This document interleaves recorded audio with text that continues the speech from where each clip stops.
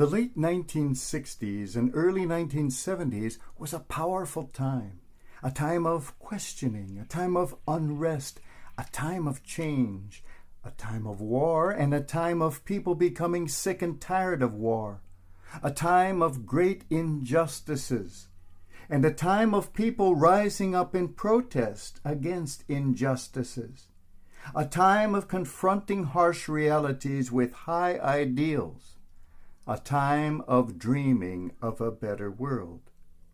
Perhaps nowhere was this new idealism more apparent than in the music of the era. The popular songs on everyone's lips were quite different from those of before, and an entirely different species from those of today. Those songs were eminently singable, and they were sung everywhere. People sang of love and understanding and equality and goodness and hope and peace and change and all those things you would expect to hear about in church, but not necessarily on the dance floor. It was a unique and powerful era. One of the most popular hits of the early 70s had also one of the catchiest tunes and one of the simplest messages. Composed by Gene MacLellan and recorded by a number of the popular artists of the day, it is a song that would be difficult to imagine being sung in the politically correct world of today, but which fit in very well with the idealism of that generation. It called people to look at themselves in a different light, and so see others in a different light.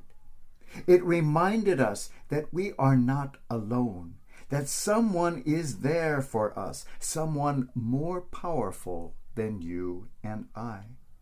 It showed us a hand waiting to take ours. And boldly and unapologetically, it identified that hand. Put your hand in the hand of the man who stilled the water. Put your hand in the hand of the man who calmed the sea.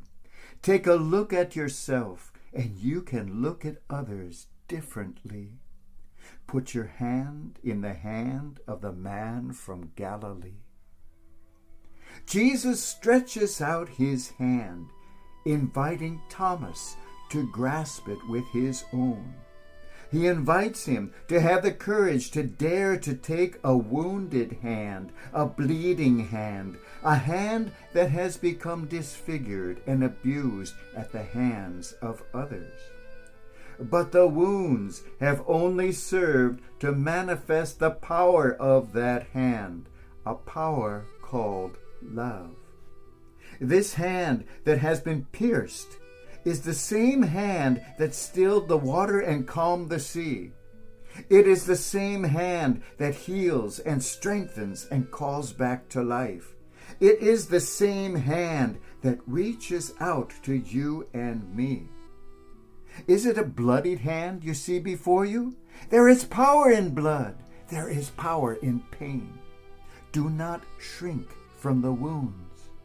It is precisely the wounded hand that can raise you up from your own depths of pain and darkness and despair and fear and confusion and littleness.